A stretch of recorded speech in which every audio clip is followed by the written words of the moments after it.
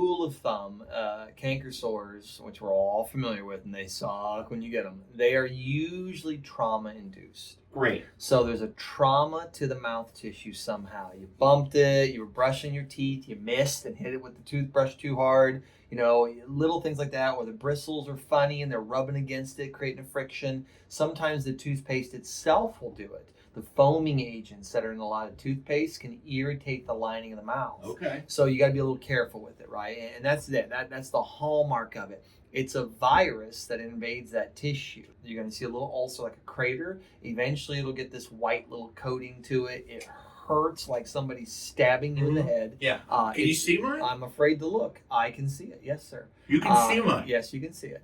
So you have a little one, which isn't bad, right? It feels like it's ginormous, No, right? because it's right there on the middle of my kids thing. that have braces get them all the time because the braces rub. That's why they put the wax on a lot of the braces and they change them. That's what it is. So they get those. So here's how the best way I've ever found to get rid of them. Okay, is raw honey.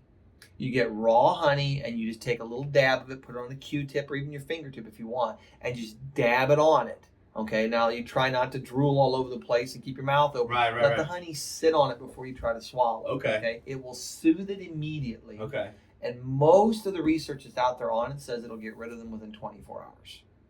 So that's not a bad deal. No, I'm going to go get it. Yeah, I got honey sitting absolutely. on my desk. I'm telling you, but it needs to be a raw honey. I think it's it is too a raw processed. I'll show Then it won't do the work, right? So the thing is, honey is antiviral, antibacterial, antifungal, and it creates a barrier. Okay. If you go back to ancient Egyptian medicine, they used to put honey on cuts and wounds and things to stop them from getting infected. So if you got cut with a sword or something in a battle, once the bleeding stopped, they'd cover that sucker up with honey. And it worked extremely well. So it's a wonderful antimicrobial that you can put on there. It coats it, it soothes it, it heals it, and it protects it. Will that work for the outside one too? It can, yeah. It can work the same way. So any of those viral type things, because it's antiviral, you can put a little dab of honey on it like that, and it'll coat it and help it heal much, much faster.